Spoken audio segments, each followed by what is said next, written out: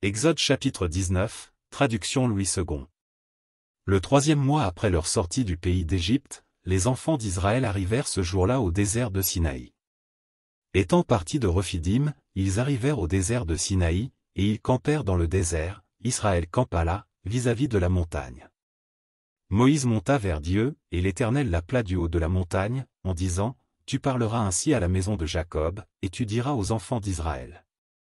Vous avez vu ce que j'ai fait à l'Égypte, et comment je vous ai porté sur des ailes d'aigle et amené vers moi. Maintenant, si vous écoutez ma voix, et si vous gardez mon alliance, vous m'appartiendrez entre tous les peuples, car toute la terre est à moi. Vous serez pour moi un royaume de sacrificateurs et une nation sainte. Voilà les paroles que tu diras aux enfants d'Israël. » Moïse vint appeler les anciens du peuple, et il mit devant eux toutes ces paroles, comme l'Éternel le lui avait ordonné. Le peuple tout entier répondit, « Nous ferons tout ce que l'Éternel a dit. » Moïse rapporta les paroles du peuple à l'Éternel. Et l'Éternel dit à Moïse, « Voici, je viendrai vers toi dans une épaisse nuée, afin que le peuple entende quand je te parlerai, et qu'il ait toujours confiance en toi. » Moïse rapporta les paroles du peuple à l'Éternel.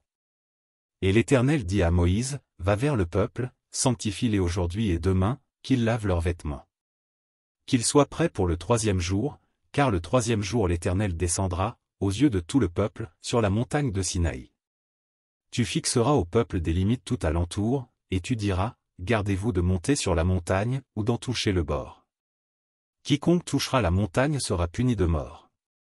On ne mettra pas la main sur lui, mais on le lapidera, ou on le percera de flèches, animal ou homme, il ne vivra point.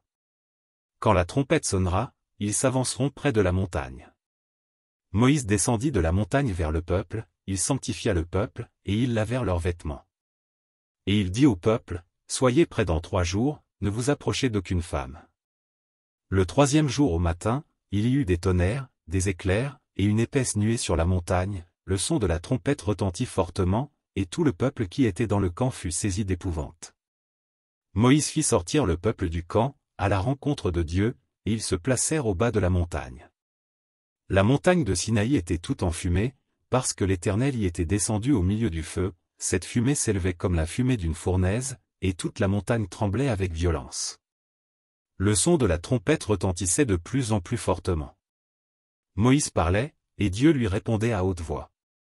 Ainsi l'Éternel descendit sur la montagne de Sinaï, sur le sommet de la montagne, l'Éternel appela Moïse sur le sommet de la montagne. Et Moïse monta. L'Éternel dit à Moïse, « Descends, fais au peuple la défense expresse de se précipiter vers l'Éternel, pour regarder, de peur qu'un grand nombre d'entre eux ne périssent. Que les sacrificateurs, qui s'approchent de l'Éternel, se sanctifient aussi, de peur que l'Éternel ne les frappe de mort. » Moïse dit à l'Éternel, « Le peuple ne pourra pas monter sur la montagne de Sinaï, car tu nous en as fait la défense expresse, en disant, fixe des limites autour de la montagne, et sanctifie-la. » L'Éternel lui dit, « Va, descends, tu monteras ensuite avec Aaron, mais que les sacrificateurs et le peuple ne se précipitent point pour monter vers l'Éternel, de peur qu'il ne les frappe de mort. » Moïse descendit vers le peuple, et lui dit ces choses.